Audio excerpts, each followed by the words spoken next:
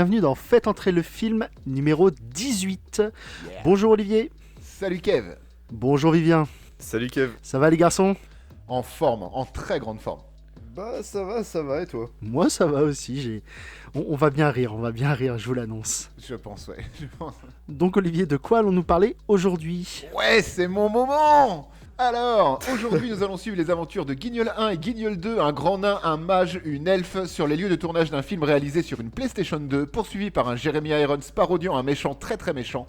Bienvenue dans Donjons et Dragons. Waouh. Ah, moi ça m'enjaille d'écrire des pitchs et je kiffe ça. Il y avait beaucoup trop d'énergie. Donjons et Dragons, un film de 2000 réalisé par Courtney Solomon, avec Jeremy Irons, Bruce Payne, Justin Whalin, Marlon Wayans, Robert Miano, et je cherche juste le nom de la mage, parce que j'ai oublié de le noter, Zoé McClellan. Disons la vérité à nos auditeurs, Oui. c'est un film assez nul, c'est un nanar. Ah, voilà, c'est ça, c'est un nanar. N'ayons pas peur d'utiliser le mot pour cette fois-ci, donc le premier vrai nanar qu'on va traiter. Alors juste, on va, disclaimer. Pour nous, qu'est-ce qu'un nanar ? C'est un film qui était réalisé avec un premier degré absolu et qui est mauvais dans le traitement fondamental de son propos, tellement mauvais qu'il en devient rigolo à regarder. C'est comme ça que nous, on interprète le nanar et c'est donc ce que remplit le film, je pense. Ça me semble. Oui, ça me semble être une bonne définition. N'attendons plus, rentrons dans le vif du sujet. Vivien, raconte-nous la première scène du film. La première scène, on se retrouve dans les nuages avec une voix off qui nous explique Skeizmeir, le royaume dans lequel les mages contrôlent, on va dire, utilisent les non-mages comme des esclaves. Un monde du coup dans lequel on oublie complètement les autres entités qu'on verra pourtant plus tard dans le film. C'est-à-dire que pour eux, il y a mages et humains, alors que bah du coup non déjà. Et qui explique quoi d'autre ? Je crois qu'il explique quelque chose avec un bâton. Je sais plus si c'est dans l'intro ça. Moi je sais pas, je m'en rappelle plus. Enfin bref, on nous explique des choses et ensuite on a un magnifique, immonde plan de la ville en 3D. Ah là là. Et puis il y a une caméra qui voyage dans la ville et qui va dans les égouts pour se prendre une porte. Et ensuite, on va arriver sur une seconde scène. Je pense qu'on peut déjà s'arrêter là. Rien que pour parler déjà de cette magnifique ville en 3D. PlayStation. Pire que PlayStation. Bienvenue dans le 4e monde. Hein. C'est vraiment... Quand t'as pas de budget, tu fais pas des trucs que tu peux pas faire, je pense. On est en 2000. Alors les CGI, à cette époque-là, on les gère moyen. En tout cas pour des trucs de grande envergure comme ça, je pense. Mais là, il y en a trop. Je veux dire, dans les 10 premières minutes de film, même au-delà de la première scène d'intro que tu as résumée, Vivien, il y a 3 plans de caméra qui s'envolent autour d'un château, qui fait le tour d'un château en montant jusque son sommet pour présenter des lieux, hein, en fait, tout simplement. Mais à chaque fois, ma PlayStation 2, en fin de vie, elle proposait mieux en termes de rendu. C'est pas fou, donc ça aurait peut-être été plus malin de faire ça avec des maquettes, par exemple. Je pense qu'on avait un rendu, ça aurait peut-être déjà coûté moins cher et on aurait un rendu peut-être mieux, surtout avec 45 millions de budget. Parce que, rappelons-le, ce film est sorti 1 an avant Le Seigneur des Anneaux. Après, typiquement, c'est le même défaut qu'on avait dit pour Resident Evil, avec ces plans 3D je sais plus de quoi, mais qui était entre du Hive, entre 2-3 scènes, et ça fait typiquement le même effet en fait. C'est moche et c'est pas intéressant. Moi, pour le coup, ces incrustations là en 3D, ça me dérange pas au vu du reste du film. Non, moi, elles m'ont fait rire, elles m'ont pas dérangé, mais elles te donnent tout de suite le ton du oula, voilà. Et moi, c'est un truc que je trouve un peu comique, c'est que en 3 plans, il y a 2 fois la même tour qui va être filmée, mais 2 plans différents. Réutilise le même en fait, ne prends pas la tête, hein. Quitte à faire moche. T'es pas obligé de le faire 3 fois. Voilà, c'est pas très grave. Et puis voilà, et puis on va juste parler de cette seconde scène parce que je pense qu'elle est importante pour le propos du film. Donc on a Jeremy Irons qui est pas un mauvais acteur quand même. Ah bah de normalement base. non. De base, c'est un acteur qui est plutôt pas mal. Moi, je l'aime beaucoup parce qu'il a fait Die Hard 3. Mais là... Ah, Je suis un méchant très méchant. c'est ça, c'est ça, en fait. pendant 1h30. Hein. Ah oui, et Puis puis... c'est pas juste un méchant, c'est caricatures, mais de tout ce qu'ils ont trouvé dans le cinéma qui existait déjà. Quoi. Non, mais c'est typiquement, c'est un enfant. On lui a dit t'es le méchant. Et bah, il fait le méchant. Il en fait des caisses, il Il fait des crie. grimaces, il crie, il avance les bras levés pour dire je suis méchant. Je suis le dieu du mal. Et c'est typiquement ça. Et tu te dis, ok, d'accord. Bon, bah, ça impose. J'espère que le gentil, il est pas ultra gentil parce que sinon, on va bien se faire chier. Mais et donc là, il va y avoir une histoire de sceptre. Parce qu'il va faire des incantations, il va prendre un sceptre pour contrôler des dragons, parce qu'on est dans Donjons et Dragons. Mais je pense que c'est plus dans Donjons moche et Dragons dégueulasse. C'est ça. Ça devrait être ça le vrai titre du film, parce qu'on voit le dragon et... Moi, quand j'ai vu le dragon, je me suis dit il y a Spyro en vert. C'est Spyro le dragon avec une couleur verte. Non mais j'ai fait, c'est quoi ce truc-là? Tu sais, c'est un lézard dégueulasse. Il essaye de le contrôler, il n'y arrive pas. Oh bah Ouais. c'est dommage. Sinon il n'y aurait pas eu de film. Le dragon meurt. Le dragon saigne. Son sang en CGI. Parce que tant qu'à faire... on va montrer que c'est le début des années 2000. On peut faire plein de trucs en 3D. Dégueulasse.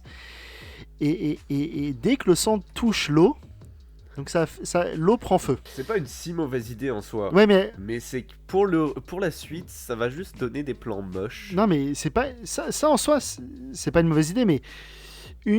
Donc ton sang il tombe à un endroit précis. Ça enflamme tout le lac? C'est du sang de dragon, t'as déjà vu du sang de dragon dans de l'eau? T'as déjà vu un vrai dragon, Vivien?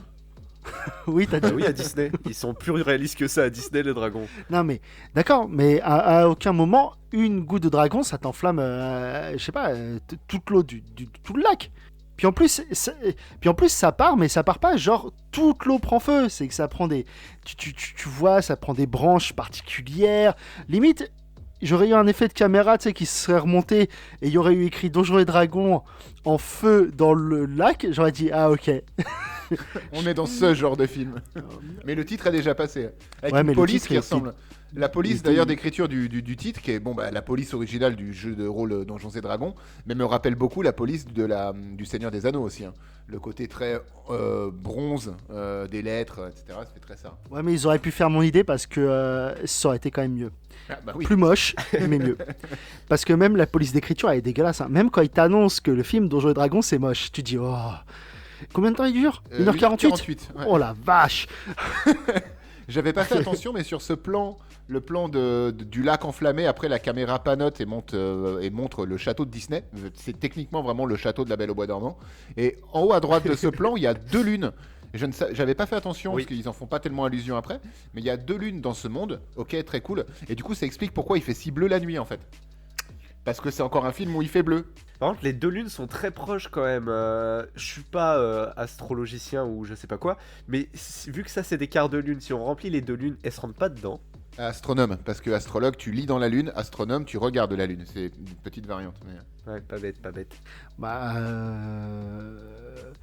c'est une bonne question, Vivien, à laquelle je ne saurais répondre. C'est un copier-coller réalisé sur Paint en fait. Hein. Il a dessiné une lune comme on lui a dit de la dessiner, c'est-à-dire comme un enfant ferait, c'est-à-dire un quart de lune. Limite, Croissant. un croissant, je suis même étonné qu'il lui ait pas fait un nez et un sourire, tu vois. Et copier-coller, il a mis Ou un 2 petit fois la bonhomme même. qui pêche. Voilà, avec un petit bonhomme qui pêche. Ouais. Non, mais c'est dit dans Star Wars aussi, on voit les lunes de très proches. Bah là, je vais faire En parlant pareil. de Star Wars, j'ai Irons, il joue Palpatine.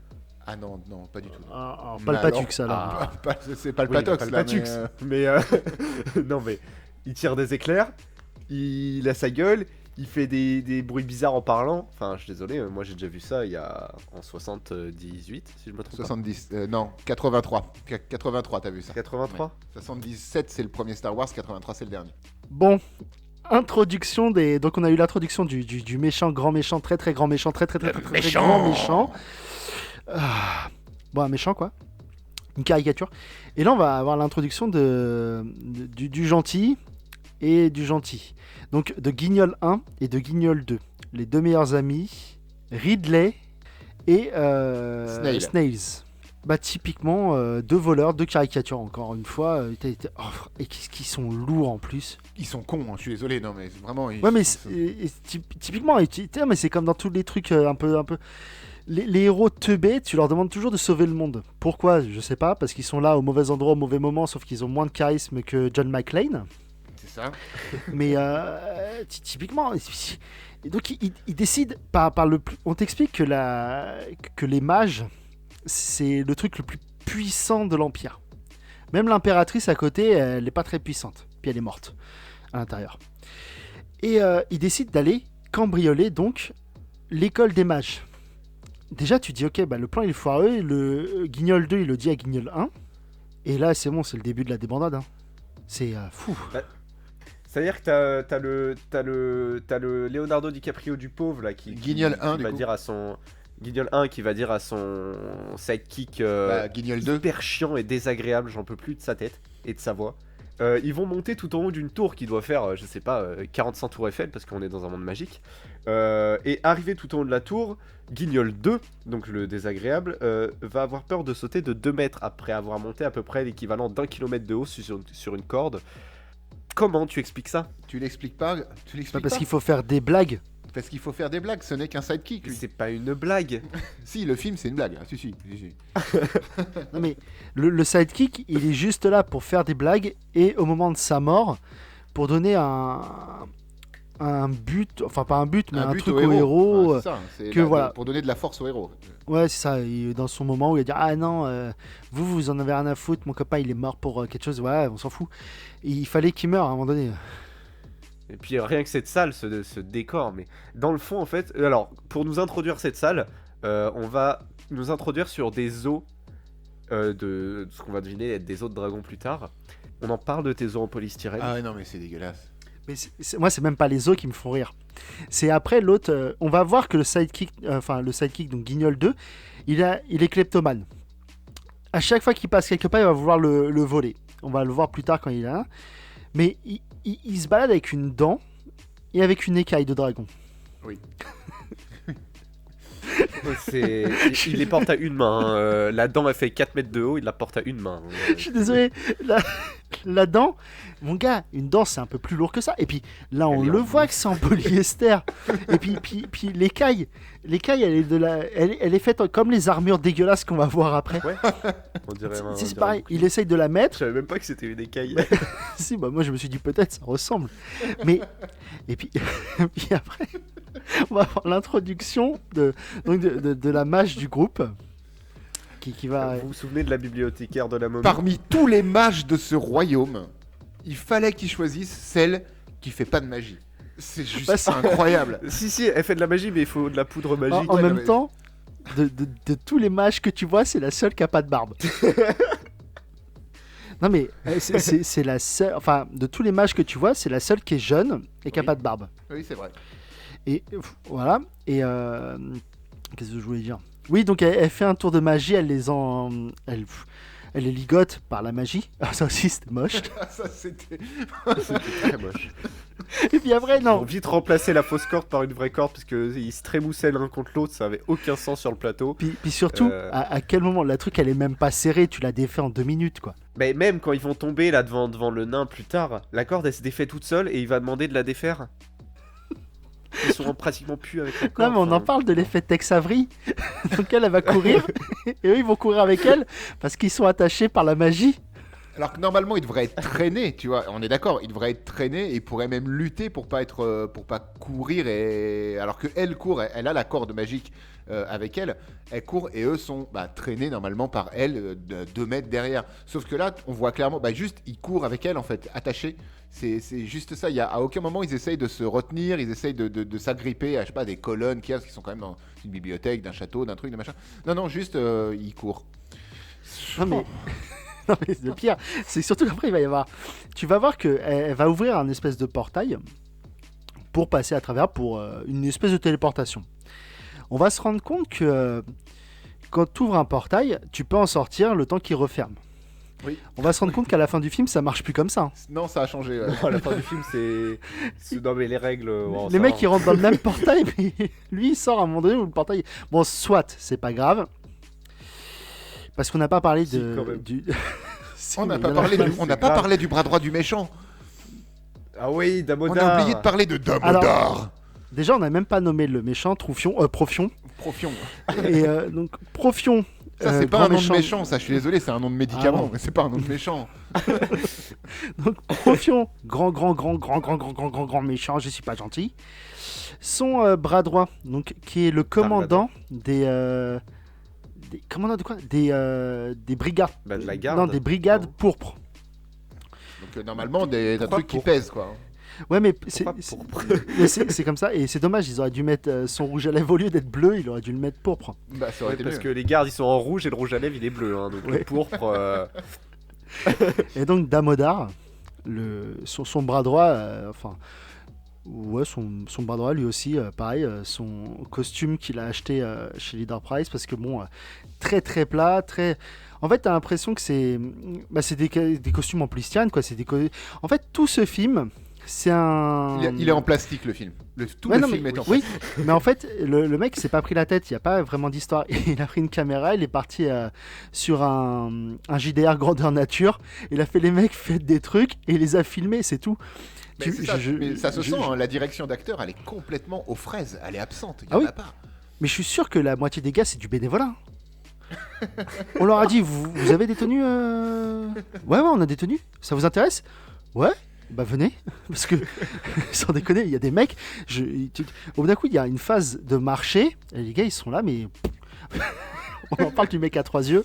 On se croirait au festival médiéval de Provins. Je veux dire, c'est très sympa. Hein. Moi, j'aime beaucoup faire les festivals, les trucs médiévaux comme ça. Mais pas dans un film. Je veux dire, à un moment donné, merde. Et là, non, vraiment. D'ailleurs, il y a dans ce marché, on va dans la. Mais comment c'est dire, les mêmes Dans la déguisements. maison c'est les de mêmes Total déguisements. Recall. Tu vas C'est croiser les- un orc dans la C'est le même taverne. déguisement que la taverne, ouais. C'est le même orc que dans la taverne, sauf qu'ils ils ont parcouru je sais pas combien de villages entre temps. Tu sais, il y a une ellipse. Non, c'est le même orc, la même armure, tout pareil. Pareil, ils arrivent par le village, C'est par comme une ça. porte dérobée. Il n'y a, y a pas une vraie entrée au village. Ah, j'avais pas vu que On Damodar n'a pas parlé. il avait des lames comme Predator qui sortent de son poignet. Oui. Moi, c'est même pas des Comment lames, ça, c'est t'as pas des vu pics. ça Il a aussi une coque avec des cornes pour protéger son entrejambe.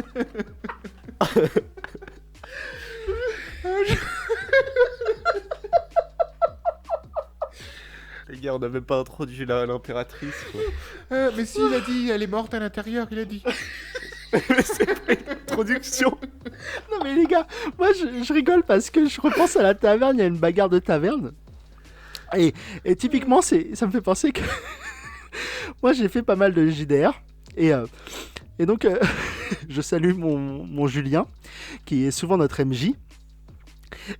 Chaque fois qu'on rentre dans une taverne, on a une bagarre de taverne. Et en fait, j'ai vu ce film et je me suis dit, c'est pas possible. C'est nous qui jouons parce qu'ils font tous les mauvais choix. Ils sont un groupe déséquilibré. Ils sont nuls. Et je me suis dit, mais c'est typiquement mon groupe en fait. Sauf que nous, c'est quand même un peu mieux raconté. Mais il n'y a pas assez de ghouls parce que Julien aime bien les ghouls et les squelettes. Mais ce Sans film, déconner. ce film, J'avais pas fait gaffe, mais le nain il a une hache. Oui, le nain, En il a fait. une hache. Il a une hache en plastique. Mais pareil, en polystyrène. mais c'est pareil. À un moment donné, ils vont rencontrer des elfes. Je pleure. Ils vont rencontrer des elfes. Enfin, ce qui ressemble. L'autre, je te jure, le chef des elfes avec sa permanente ratée là. Et qui leur explique qu'il y a la magie dans tout. Et eux, les humains, ils utilisent la magie alors que c'est les elfes, plus ou moins, qui en sont propriétaires. Et pour le sauver, parce qu'il s'est fait poignarder par Damodar, je sais pas comment il fait encore une fois pour survivre. Parce que l'épée elle rentre pas mal. Et son t-shirt, il est même pas. Il est même pas coupé. Ouais, mais non. Il y a juste un peu de tache rouge. Mais il lui donne une épée. Et ils disent, ouais, tu sais, c'est l'épée qui choisit, qui a des pouvoirs mystiques. Nanana. L'épée, comme tu disais, Olivier. C'est l'épée qu'on récupère au parc parc Astérix. Astérix. Elle est brillante. En fait, c'est une épée qui sert à éblouir les gens.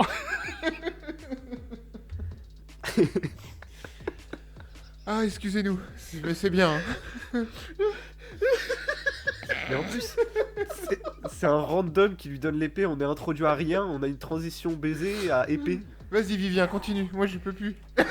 Comment ça continue? Mais on est perdu là.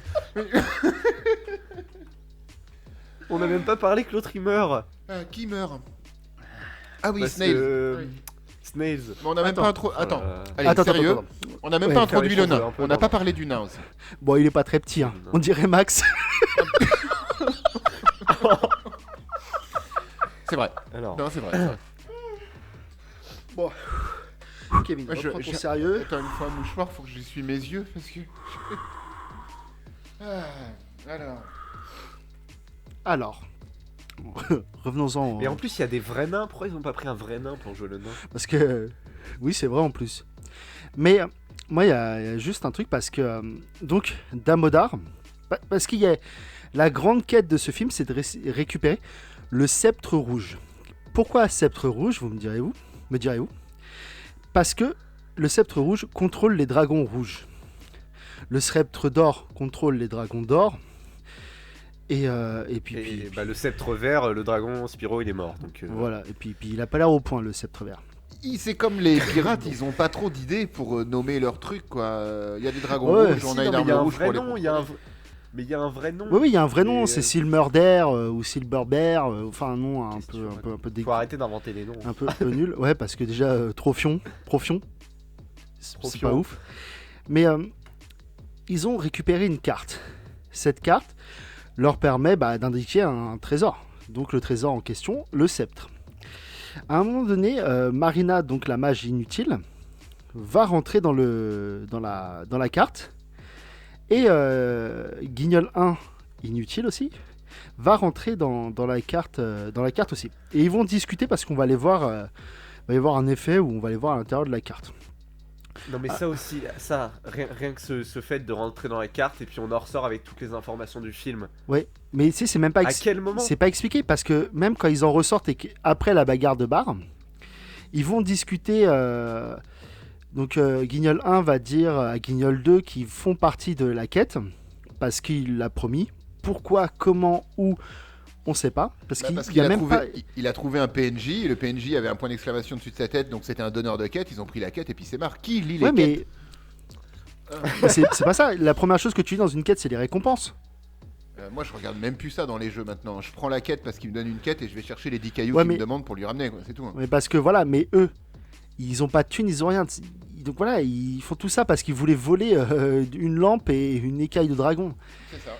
Et quand le nain dit ok, mais moi je veux bien faire partie du groupe, mais il faut qu'on me donne de la caillasse. Et les mecs ils disent bah non, nous on peut pas te donner. Et ils partent et après il leur fait mais c'est pas comme ça qu'on fait du business. Mais il va les suivre. Oui. Mais Oui. Non mais il y a et un puis problème de et scénario puis dans surtout, tous les cas. j'aime bien parce que tu le vois partir et juste derrière l'arbre qui est juste derrière, tu vois l'elfe à l'intérieur. Elle sans déconner, personne l'a vu. Bah t'es derrière le gros nain. Ah, Il est pas si petit que ça le nain. Non, Ah, le mais nain, clairement. déjà le nain, on peut en parler 2 secondes s'il vous plaît. C'est une parodie, c'est une caricature. Il est chauve, il a une énorme barbe rousse. Il se rencontre dans des poubelles. Et il est pas chauve, il a un bouc sur la tête. Ouais, en fait, c'est Max que je suis en train de décrire. bah oui, totalement. Et quand il mange comme un porc. Alors ça, c'est pas Max, mais quand il mange, qui mange comme ça? Il y a plus de bouffe sur sa barbe que dans sa bouche. Mais t'as pas vu que au plan d'après, il y a encore des morceaux dans sa barbe. Oui, bien sûr. Ils sont raccords. Moi, je dis bravo. Ah bah, super, ils sont raccords sur ça au moins. Sur la bouffe dégueulasse dans la barbe, Et donc- c'est déjà ça. Et il se passe quoi après déjà? Bah après, ils vont... Je sais plus, ils partent. Bagarre... Non, ils vont chercher le caillou bleu. Ah non, mais il faut parler aussi. Ah oui, On ils en vont a pas chercher parlé, le mais- caillou, Non, mais l'œil de On dragon. en a pas parlé, mais qu'est-ce qui se passe? Qui est l'elfe et tout ça? Parce qu'on n'a pas parlé du tout de l'enjeu du film. Bah si, on a dit c'était récupérer le sceptre. Pour contrôler les Oui, mais dragons on n'a rouges. pas dit pourquoi. Parce qu'il y a la guerre. Voilà, c'est ça. Il y a la guerre entre Profion et l'impératrice Profion qui monte le conseil X mes couilles. Bah c'est le conseil des contre mages. L'impératrice. Parce qu'ils ont tous des barbes. Voilà, le conseil des mages contre l'impératrice. Et donc l'impératrice qui menace gentiment le conseil avec son sceptre de guerre, son sceptre d'or. Parce que oui, j'ai suivi le scénario, attention. Voilà l'enjeu. L'enjeu, c'est d'éviter une guerre. Et pour l'éviter, il faut absolument qu'elle ait en sa possession les 2 armées de dragons. Et pour avoir ces 2 armées de dragons, c'est de force, c'est de puissance. Il faut son sceptre, donc le sceptre de la guerre, le sceptre d'or, et le sceptre rouge qui s'appelle je sais plus trop quoi. Et donc c'est ça l'enjeu du film à la base. Sauf que nous, du coup, on va suivre les voleurs et tout ça, et l'elfe qui est une envoyée de l'impératrice pour retrouver ce sceptre rouge. Là, on peut reprendre tranquillement, maintenant qu'on connaît l'enjeu du film. Je pense qu'on peut continuer. Merci. C'était à préciser. Merci quand même. Vivien. Donc, Non, merci vraiment. Vivien. Vraiment. Pour le coup, il fallait le dire. Moi, je m'étais perdu. Encore dans une cette- fois, Guignol Parce 1 que et là, Guignol pour vous, 2, là, c'est Kevin et moi en fait. Hein. On est d'accord. Non, mais c'est parce que là, du coup, sinon, on allait juste chercher un sceptre qui contrôle des dragons, quoi. À la limite, qu'on aille le chercher ou pas, il n'y a pas trop d'enjeu. En même Il y a temps, quand ça va même faire- une histoire derrière. Ça va Ouais, faire 30 Olivier. minutes, 30 minutes qu'on enregistre, ça fait 10 minutes qu'on rigole. Donc bon. Olivier, si C'est vrai. toi et moi on est Guignol 1 et Guignol 2, Vivien il reste que le rôle du nain. Ah ouais, c'est vrai. Ouais. Et je joue le nain dans les jeux de rôle de toute Ah bah façon, c'est bon. comme Et ça. il s'appelle Ah, c'est comment vrai. le nain? J'en ai aucune idée. Ok. Elle s'appelle comment l'elfe? Nordé. Ah ouais? Ouais. Oh, putain, moi j'avais retenu Ridley, C'est Snail pas l'elfe, ça. et Marina, c'est tout. Et Demodar et Profion. Tout le reste, ça m'est passé au-dessus. Mais bon après, comme le film. Donc là, donc maintenant qu'on sait quels sont les enjeux du film, on va pouvoir rentrer dans le vif du sujet. Il se passe quoi après la taverne? Ah si, ils arrivent dans Il le, faut récupérer la clé. ils arrivent dans le marché et ils veulent retrouver La le guilde des mec. voleurs. Ouais, je sais plus comment il s'appelle, Sildur. Cisure, Ouais, un truc comme ça. Isildur. Ah non, ça c'est un autre film, un bon film en plus. Et donc ils doivent récupérer l'œil de dragon. Et pour récupérer cet œil de dragon, qu'est-ce qu'il faut faire, Olivier? Ah, faut faire une épreuve de Fort Boyard.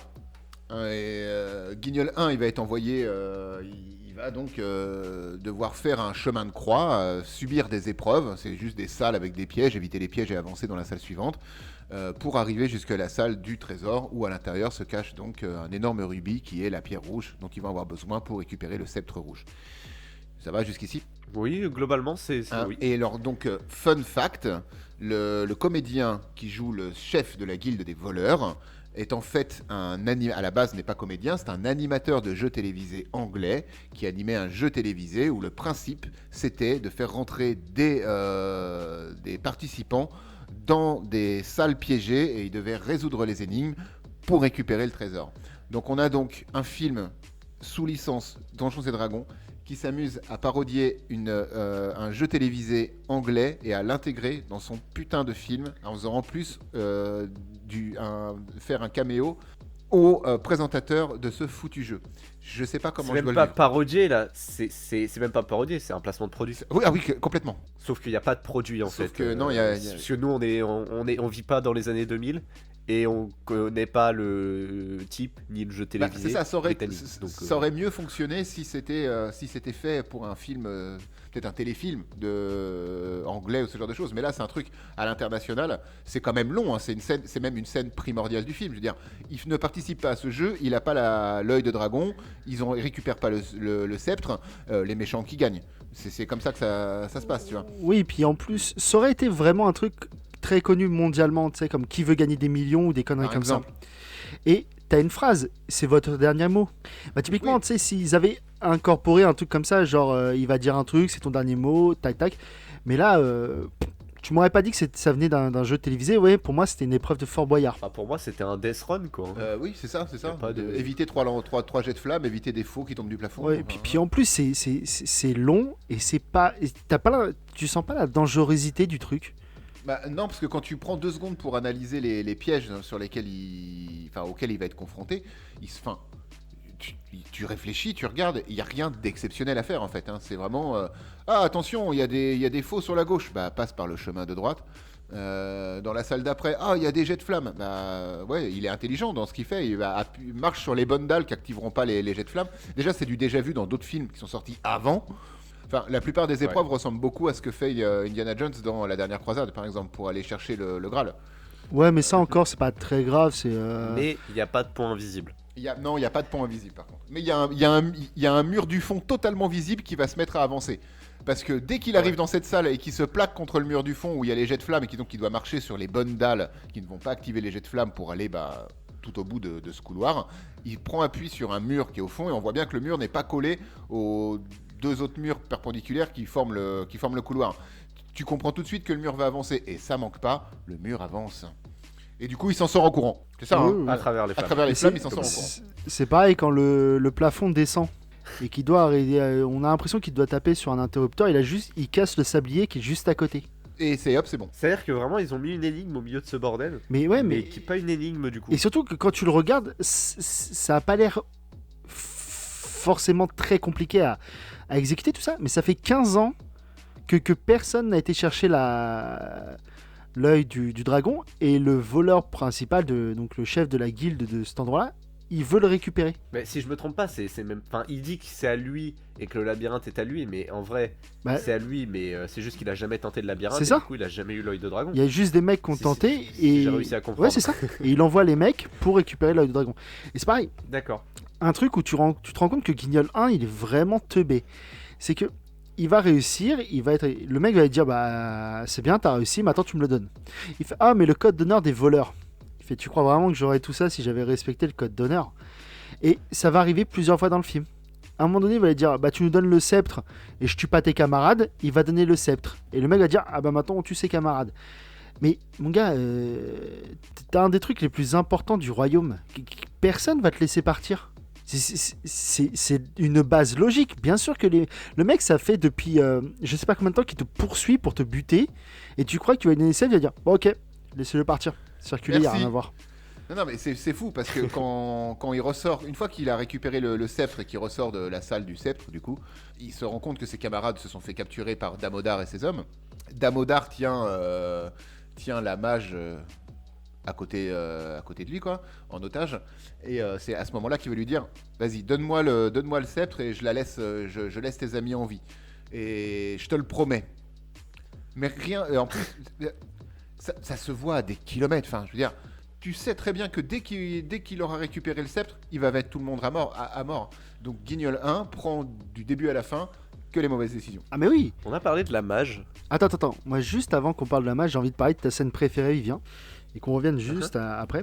Quand il y a... Ça va, c'est le préféré. Tu vas vite comprendre et tu vas dire ah oui, c'est vrai, t'as raison, Kevin. Comme toujours, Et, Kevin, t'as raison, t'es incroyable. Merci, ça me fait plaisir. Et donc il récupère l'œil de dragon. Il est dans un sous-sol avec la guilde des voleurs qui volent, quoi. Et il y a Damodar et ses rivières pourpres qui arrivent. Et ils vont dire ah, tu me donnes ça, sinon la bagarre. L'autre il dit ah bah non, personne me menace parce que sinon c'est la bagarre nulle. Et là il va y avoir tout un truc où tout le monde va se battre. Le parchemin va tomber par terre, il va Ah oui. rouler. On va voir donc Marina, donc la mage, qui va ramper. Et ce qui est marrant, c'est que donc le champ contre champ de cette scène, on va voir donc plein de gens qui vont passer à côté du parchemin. On va se dire putain, il y a beaucoup de monde autour de ce parchemin. Et dans l'autre champ, quand on va voir Marina on voit le parchemin et on voit sa main il y a aucun pied qui passe. Donc déjà tu te dis bon ok, ils sont pas dans le même espace-temps. Et au moment où elle va pour récupérer ça, Damodar marche sur le comment on appelle ça, sur le parchemin. Mais je dis marche avec des grands guillemets hein, parce qu'il le touche même pas le parchemin. Et l'autre, c'est bon. C'est même pas qu'il le touche même pas. C'est que, en plus, qu'il marche à côté et qu'il fait sa tête de fier, Marina essaye de lui remettre sous le pied. J'ai la scène, C'est-à-dire sous les yeux. J'ai la scène sous les yeux. Alors, pour les gens qui veulent voir exactement de quoi on parle et qui ont la chance d'avoir ce film, la scène se passe à 44 minutes, allez, 45 minutes de film. Allez-y, regardez, c'est juste divin. C'est à 44-37. Juste, donc, dans le cinéma, surtout dans des films à, on va dire, moyen budget aujourd'hui, 45 millions de dollars, on a un truc qui s'appelle refaire une prise. On dit action, la prise est loupée, on dit couper, et ensuite on recommence la prise et on redit action. Pourquoi ne pas avoir usé 2 secondes de pellicule pour refaire ce putain de plan? C'est encore plus que ça, c'est qu'au cinéma, en moyenne, par jour, sur un tournage, on tourne 2 minutes et demie de scène. Par jour. Sur un tournage qui va s'étaler sur 3 mois. Et on ne filme jamais qu'une seule fois la même scène. Elle est tournée, retournée, re-retournée, pour que le réalisateur ait le loisir de pouvoir choisir celle qui, parmi toutes les mêmes scènes qui ont été tournées, sera gardée dans le montage final. Donc, s'il y a eu plusieurs fois cette scène qui a été tournée, ce qui est normalement la logique de base d'un film, pourquoi, nom de Dieu de putain, de merde, zut, flûte, ils ont gardé celle-ci? Il y en a bien une où Damodar il a réussi à marcher sur le parchemin quand même. Je pense, mais honnêtement, je pense, mais sans déconner, hein, pour le reste du film et de ça, je pense que ce film a été tourné en quelques jours. Parce que ce film, j'ai vraiment l'impression qu'ils ont pris la première scène qu'ils faisaient sur chaque plan, pour chaque truc, ils prenaient le premier jet en fait, tout simplement. Le premier truc qu'ils filmaient, ils coupaient, et puis c'est bon, c'est dans la boîte quoi. Moi les gars, je vous ai dit, hein, c'était en fait c'est un documentaire qu'on suit. Il nous explique quelle est la vie des mecs qui font du JDR grandeur nature, c'est tout. C'est pas des vrais acteurs. Moi, faut qu'on arrête de me dire que c'est des vrais acteurs. Bon, peut-être Irons a une carrière, mais il faut qu'on arrête. Tout le reste étant. Alors les mecs surjouent, c'est un fait. Ah tous, ils sont tous dans le surjeu, tous. Mais voilà, je veux dire, on va parler de la fin après, parce que je pense que la fin aurait pu chambouler tout le film. Ça aurait pu. Ah oui. On aurait pu avoir une autre vision du film. Kevin et moi, on a une fin qui aurait tellement mieux fonctionné pour ce film. Ouais, et je pense. Mais pour revenir là, donc Marina et le parchemin ont été capturés. Attends, justement, quand ils se font capturer, je viens de voir un truc, hein, je dis ça comme ça, je le balance pour voir le niveau de réalisation du film. Il y a Guignol numéro 1 là, qui va se battre avec des gens, avec son bout de bois. Littéralement en bout de bois. Et puis ensuite, là, il y a deux gars de pourpre, en armure et tout ça, bien vénères avec leurs épées, qui approchent. Ils sont côte à côte. Guignol 1 balance son bout de bois sur eux.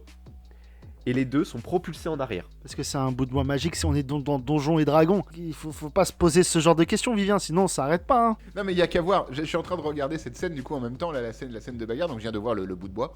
Quand tu regardes d'un peu plus près, l'armure des gardes pourpres, de la garde pourpre, et encore mieux l'armure de Damodar, c'est des mecs qui n'ont pas tellement étudié l'art de la bagarre, hein, parce que s'il y a bien une armure qui n'est pas faite pour le combat, c'est celle de Damodar.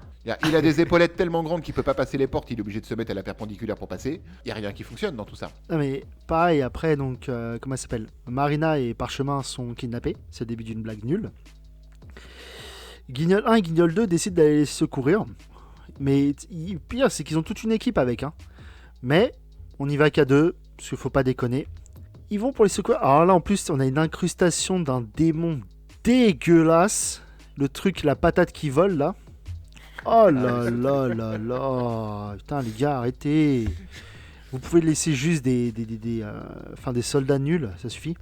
Oui, ils vont rentrer. Ça doit faire partie du bestiaire de Donjons et Dragons en fait. Et ils l'ont mis parce qu'à un moment donné, comme ils se sont rappelés que ça venait d'une licence un peu connue. Mais je pense que c'est juste ça. Hein. Parce que la patate volante.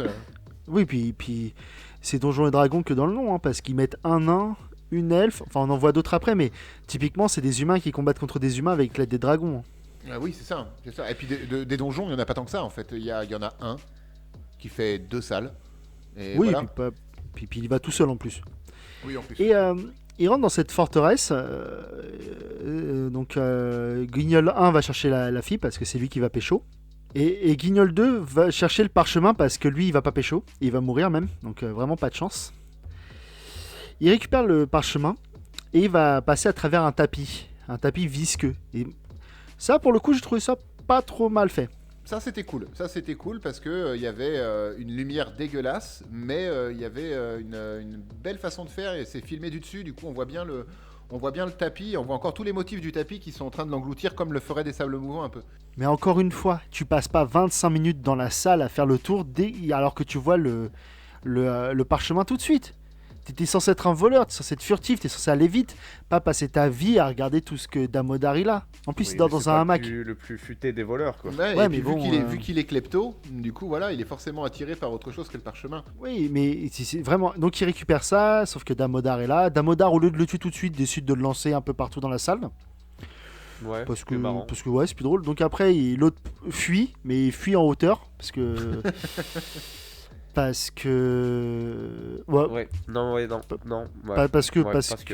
Parce que voilà, c'est bien.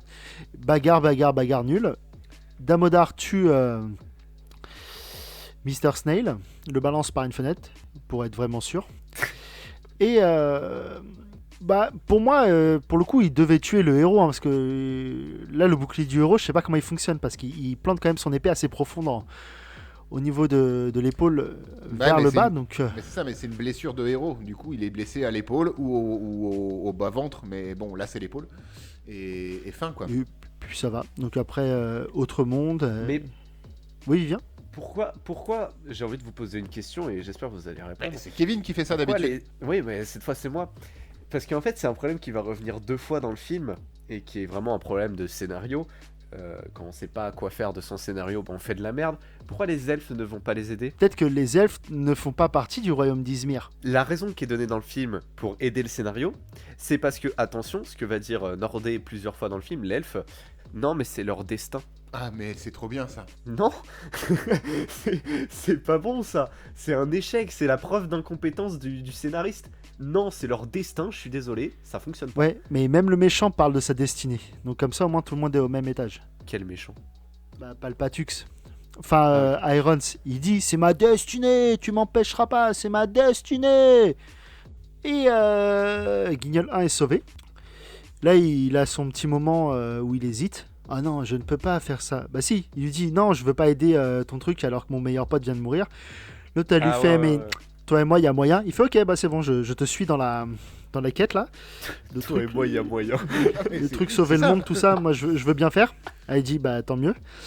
Tu dis ok, bon bah ton pote vient de mourir à 10 minutes, c'est pas grave. Et là, dans le donjon donc, le donjon du film, il y a que lui qui peut y rentrer.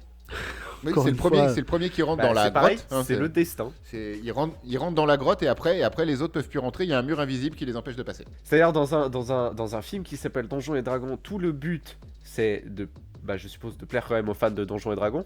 Les fans de Donjons et Dragons, c'est ceux qui jouent à Donjons et Dragons, donc ils sont à plusieurs à rentrer dans des donjons.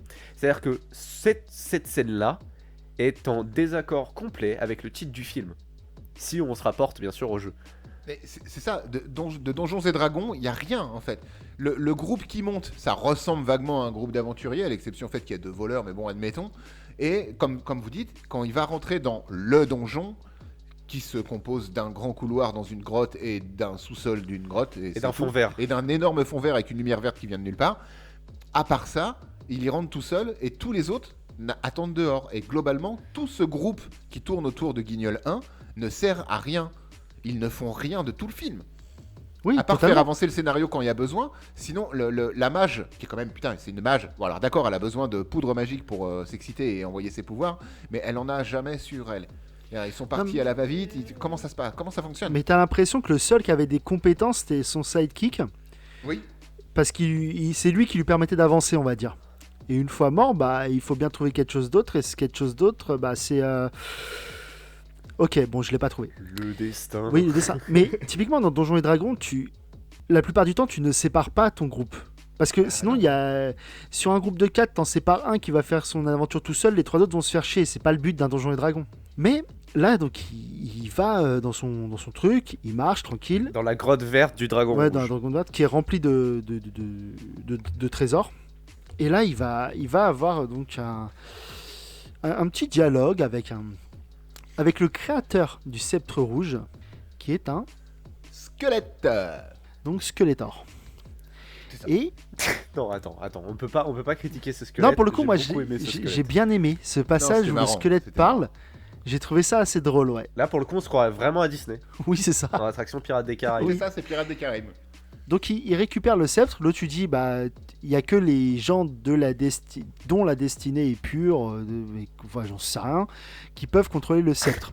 Il chope le sceptre, mais il devient un peu méchant. Il fait, je suis Oui, méchant un peu. Il est submergé par le pouvoir du sceptre un Ouais. petit peu. Sauf qu'après, il voit des images et dit, je veux pas être méchant parce que être méchant, c'est pas cool en fait. Ça fait des trucs de flammes et tout. Non, bon bah vas-y, je me casse. C'est ça. C'est d'un seul coup, il a une révélation. Mais c'est pas bien d'être méchant, c'est mieux d'être gentil. Et hop, c'est bon. C'est ça. fini. Il remonte, il voit tout son groupe d'inutiles qui ont été tous chopés par les rivières, les brigades pourpres. Il lui dit, donne ton sceptre et je les tue pas. On en a déjà parlé tout à l'heure. Et il va le donner. Les mecs vont se faire attaquer. L'elfe fait des pirouettes.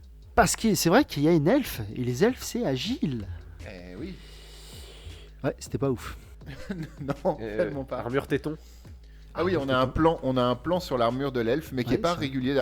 Il doit y avoir plusieurs types de costumes selon que tu es dans un. Selon ce que doivent faire les comédiens. Et là, on a un plan sur l'elfe qui a donc une armure en plastique. Hein, vraiment, elle est en plastique métal bleu, mais donc du plastique. Et il y a un plan américain où donc elle est filmée face caméra. Son armure, c'est des plaques boobs, c'est une armure avec un renfoncement pour la poitrine. Globalement et en plus, il y a triangulaire. des espèces de tétons dessus. Normalement, c'est globalement triangulaire, sauf que je sais pas pourquoi, sur cette scène de fight, c'est rond avec des tétons. Voilà. Et bon, déjà c'est ridicule. Et ce plastique bleu, punaise. Ah ouais. Moi, c'est un des souvenirs que mon cerveau avait gardé de ce film quand je l'ai vu au ciné, donc en 2000. Mon cerveau est tout éclipsé du film. Il s'est juste rappelé de t'as vu le film, c'était nul, et souviens-toi les armures en plastique. C'est tout ce que je me souviens. Mais t'as le plastique bleu, mais surtout t'as cette tunique saumon. Les deux ensemble, on dirait, je sais pas, on dirait elle va chanter quelque chose. Faire un spectacle. C'est ça. C'est incroyable. Et là, Damodar se casse avec un portail. Le héros le suit dans le même portail, mais ils vont pas arriver au même endroit parce que sinon, ce serait trop drôle. Et là, ils arrivent donc dans la capitale d'Izmir ou à Izmir, je sais plus, je m'en fous. Et c'est la bataille. L'impératrice est avec ses dragons d'or contre les Profion. mages. Profion et ses mages. Donc c'est tirer, bagarre, ma destinée. Ouais. Ah, de la 3D moche partout, trop Ah. 3D moche. Ah ouais, alors là, Beaucoup trop de dragons moches, là hein. pour le coup, et puis après, quand t'as les dragons rouges qui arrivent, alors là, ça devient festival, on en Ah ouais, pleure. alors là, Ah non. Et il faut qu'on parle juste d'un truc, s'il vous plaît. Bon, De l'impératrice. non, c'est toi, bon, rien à c'est toi le foutre. chef, c'est toi le chef, hein, vas-y. Oui, c'est vrai en plus. Damodar est nul. Donc, Profion lui implante un espèce de parasite, un peu à la Stargate, mais en moins bien. Et il décide de... Enfin, c'est son parasite, et puis s'il réussit pas, le parasite le bute. Sauf que ce parasite ne fait pas que ça. Ce parasite aussi permet de se connecter aux gens. Ah oui, c'est vrai. Genre comme dans Avatar. Un peu, ouais, c'est ça. Ouais. Ouais. Et ce truc où les parasites vont sortir de ses oreilles pour aller se mettre dans les oreilles de la mage. de la mage pour aller chercher les différentes informations. Oh putain, mais il la touche à peine. Tu sais, c'est même pas comme s'il rentrait vraiment dans son cerveau. Mais si, parce qu'il y a c'est comme la bouche d'alien, tu sais, ça s'ouvre une première fois, il y a un deuxième truc qui rentre. Ouais, d'accord. Ouais. Enfin, dans tous les cas, ça ressemble à un hentai, le truc, c'était beaucoup trop Ah moche. ouais, puis moi j'ai demandé à Olivier, c'était une scène de sexe, hein, parce que pour le coup... Bah, la dernière fois que j'ai vu ça, c'était dans Suicide Squad et c'était pas mieux. Donc faut arrêter avec les tentacules hentai dans les gens, dans des films comme ça. S'il vous plaît, Vraiment. faut arrêter ça. ouais, s'il vous plaît, Enfin, c'est vraiment pas bien. Felf vous le demande. Enfin, Déjà genre, que, arrêtez. déjà que grâce à Felf, il risque d'y avoir un vaisseau de l'angoisse 2. N'en parlons pas. On croise les doigts avec Olivier. Ah vraiment, Et, j'ai hâte. Hein. Ah non, on veut être crédité. Du coup, avec Emily Browning quand même. On n'aura pas le budget, Vivien. Dommage. On peut faire un kit starter. Voilà. Et là, va y avoir le combat, enfin un des deux combats les plus nazes de l'histoire des combats de la fantasy. Et je pèse mes mots, et il pèse lourd. Il va y avoir donc Damodar avec son épée géante contre le héros et son épée qui brille.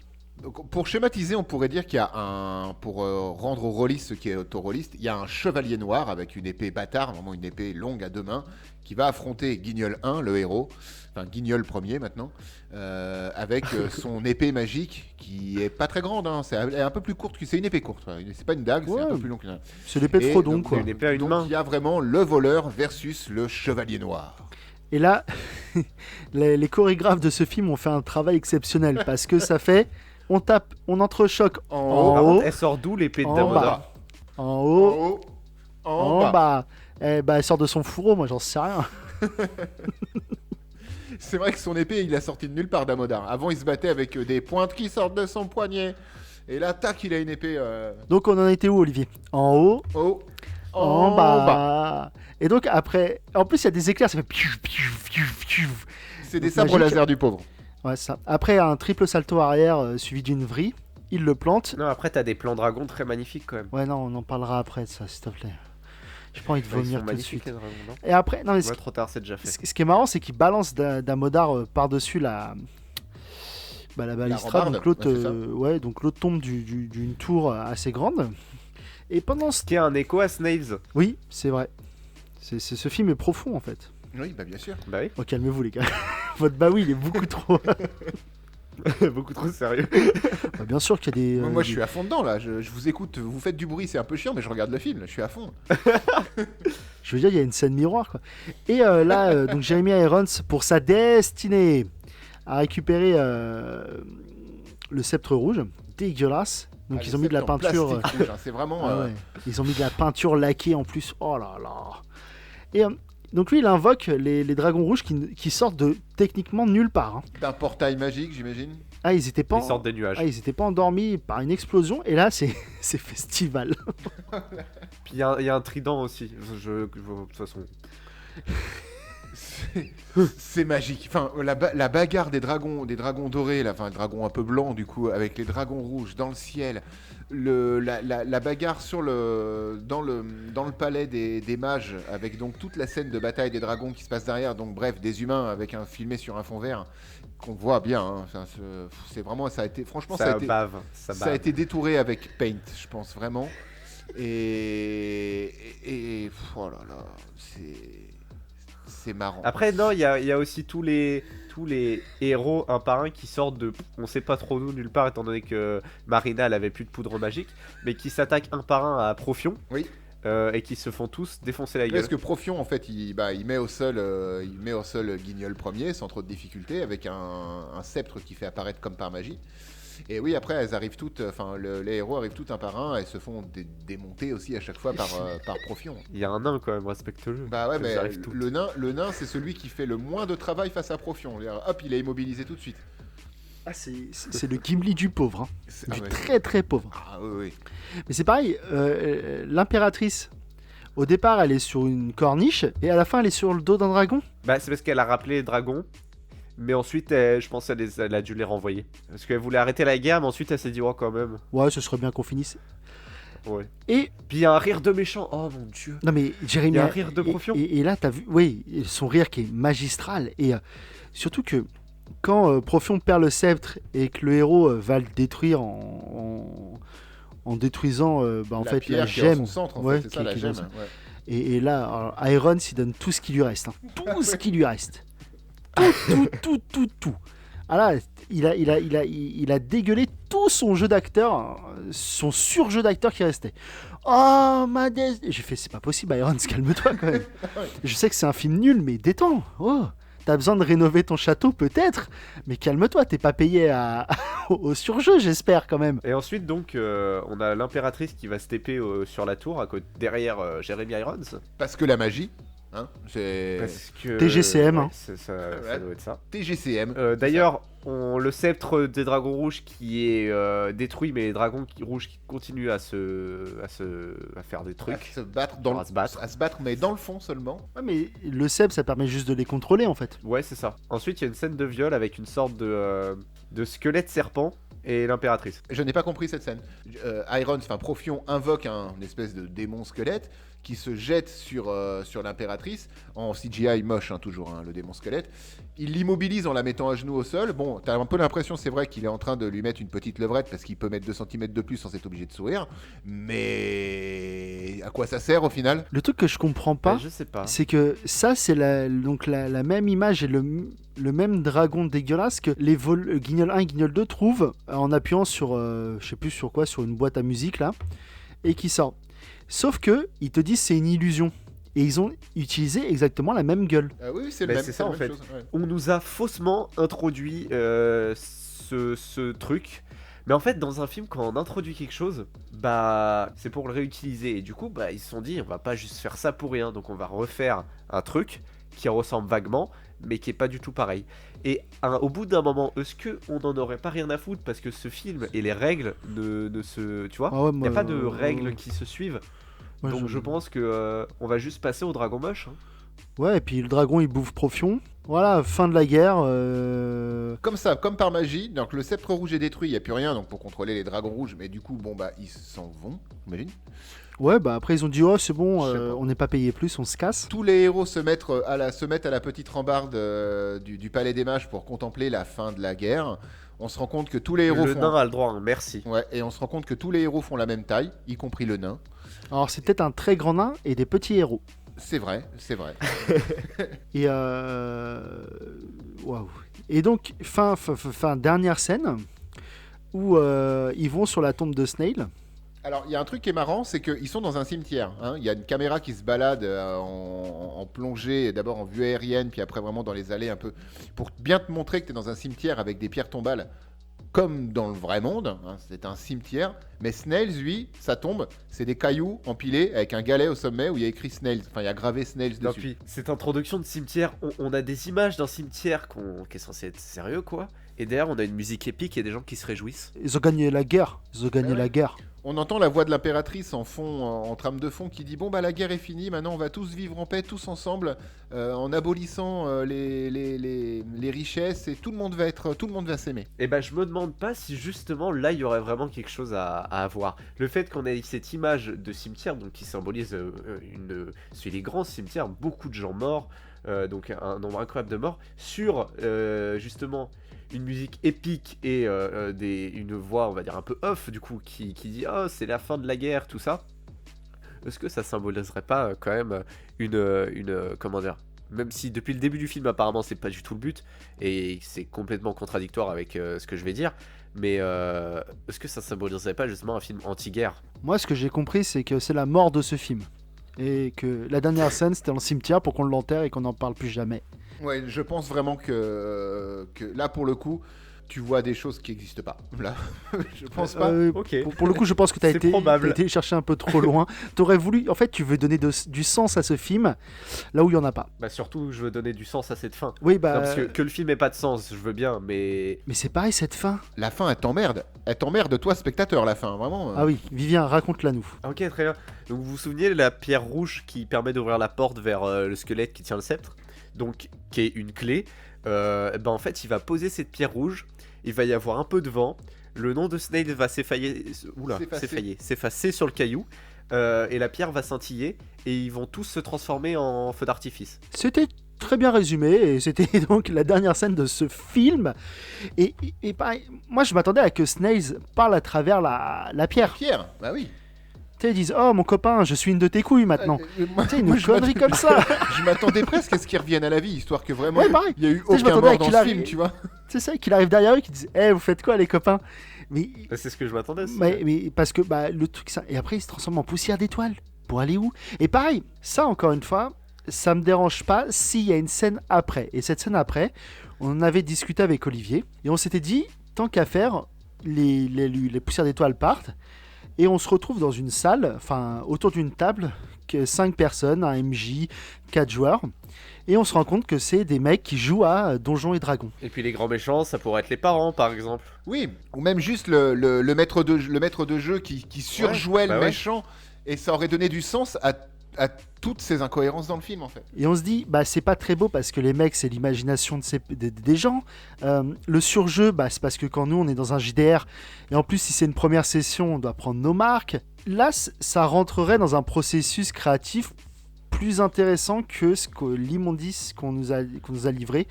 Parce que ce film ne doit pas faire plaisir aux joueurs de Donjons et Dragons. Enfin, moi, en tant que joueur de JDR, ce film m'a pas donné envie de rêver. M'a fait... Seigneur des Anneaux, qui est sorti 1 an après, me fait bien plus voyager.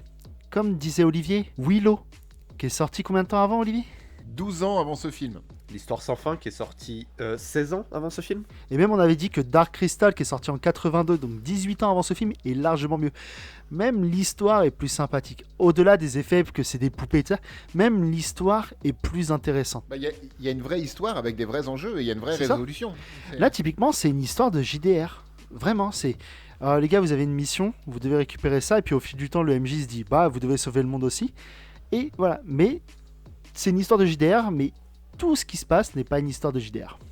C'est ça peut sembler un peu comme une résolution simpliste, mais au bout d'un moment, là où le scénario en était et la simplicité d'écriture avec laquelle il le prenait, à tel point que le scénario n'avait plus trop de sens en fait dans sa chronologie et partait un peu comme il le voulait, sans transition.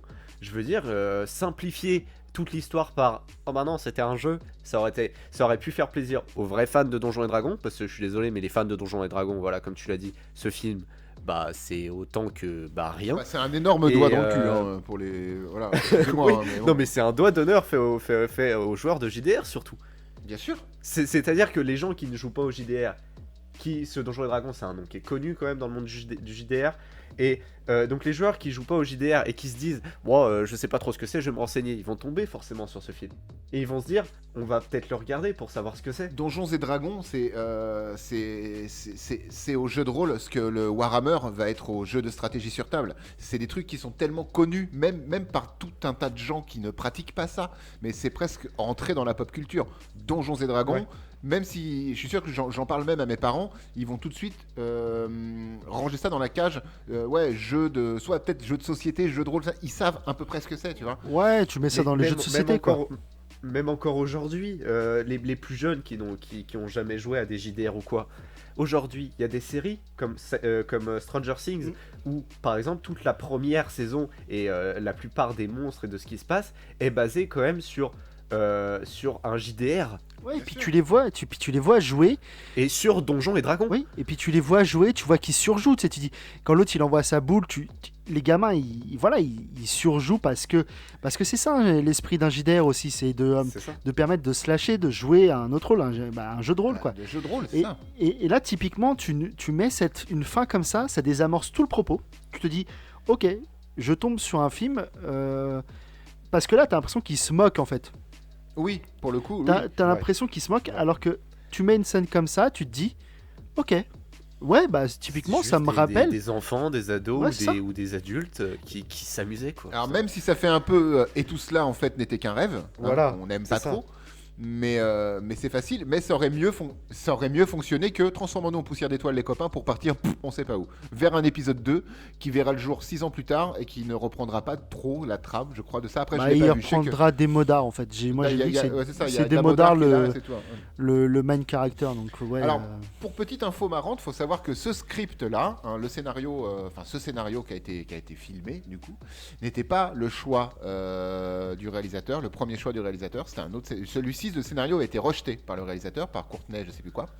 Mais que c'est la propriétaire, Solomon. en fait, Lauren Williams, qui est la propriétaire de TSR, donc la propriétaire de Donjons et Dragons, la licence, qui a dit non, on va jouer le scénario que vous avez rejeté. C'est celui-ci que vous allez filmer. À savoir aussi que cette Lauren Williams, dans des réunions de pré-prod, donc on est en 94 à ce moment-là, autour d'une table, il y avait James Cameron qui était là, parce qu'il était très intéressé pour réaliser Donjons et Dragons. Ah, j'aurais dû vous prévenir, asseyez-vous avant d'entendre ça. Et que Ouais. cette bonne femme-là lui a dit oui, mais vous avez fait quoi dans la vie? Vous êtes qui? On est 2 ans après Terminator 2. 94. Ah, on est 2 ans après Terminator 2, 1 an avant Abyss. Et il avait déjà quand même Terminator aussi dans les pattes pour des gros films voilà, connus. On était 8 ans après Alien 2. Donc, je me dis, ouais, peut-être que si on a vu un Donjons et Dragons avec Cameron derrière, déjà, je pense qu'il aurait pu renégocier le fait d'avoir un scénario. Je sais pas du tout quel scénario avait été au départ choisi, mais.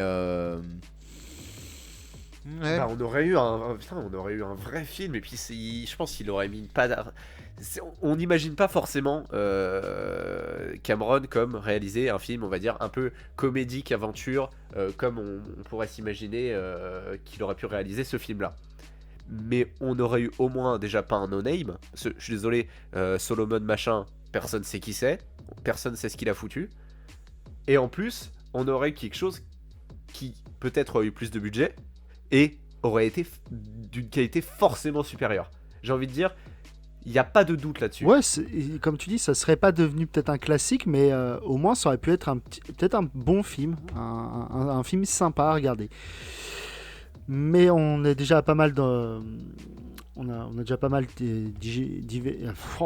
Digressé. Digéré. Donc on a déjà dit pas mal de trucs sur ce film et on va arrêter. Oui. On va donc pour tout simplement, Vivien, je te laisse commencer la conclusion. Conclusion, ouais. Bon, j'ai même pas envie de parler de la CGI. Je pense que on en a pas tant parlé que ça pourtant, mais c'est dégueulasse en un mot. Je suis pas fan de nanar, donc je comprends que les gens puissent aimer ça et puissent se marrer devant. Honnêtement, moi quand je vois un nanar, je me fais juste pas mal chier. Et je me marre pas tant que ça. Après, c'est peut-être parce que je regarde des films tout seul. Mais voilà, c'est pas plus que ça. Et il y a quelque chose que je déteste faire devant des films et qui me font me rendre compte qu'un film est mauvais. C'est quand je prends mon téléphone. Je déteste faire ça, je déteste faire autre chose pendant que je regarde un film. Je préfère être vraiment dans le film, vivre au maximum ce qui se passe. C'est impossible d'énumérer le nombre de fois où j'ai fait autre chose en regardant ce film. Parce que ce film, en plus d'avoir à peine une trame logique et un sens logique avec le scénario, il me faisait chier et je le trouvais désagréable en fait. Pas seulement avec les joueurs de JDR, parce que je suis pas non plus un gros joueur de JDR, voilà, j'y joue parfois avec toi, Olive, voilà, ça arrive, mais je le trouvais désagréable dans par exemple, rien que Guignol numéro 2 qui arrête pas de gueuler tout le temps, c'est pas quelque chose qui me fait marrer. C'est quelque chose juste qui m'ennuie, qui me fait chier, et c'est pas dans des mauvaises conditions que je l'ai regardé, mais c'est dans des mauvaises conditions que, après, j'ai vécu le film après, quoi. Je l'ai pas aimé. Et je comprends que certains aiment les nanars, moi j'aime pas ça. Olivier, quelque chose à apporter? Il faut que vous voyiez ce film. Allez voir ce film, trouvez ce film, téléchargez-le, parce que je crois que ça va être difficile. Il est sur aucune plateforme légale, donc je sais, débrouillez-vous. Voyez ce film, parce que vous allez, en vrai, vous allez rigoler. Alors je comprends très bien, moi, au contrario de Vivien, j'aime bien les nanars. J'en regarderai pas tout le temps, parce que toutes les bonnes choses doivent être appréciées à mesure.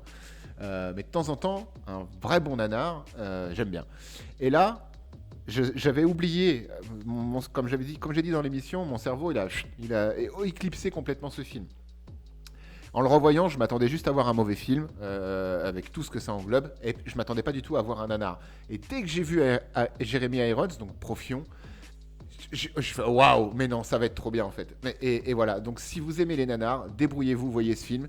Si vous aimez pas les nanars, faites autre chose. Allez, sortez, prendre l'air. Voilà, passez à côté, mais voilà, ne le voyez pas. Mais si vous avez envie de rire avec ce film, y a vraiment moyen que vous passiez un bon moment. C'est tout. Moi, je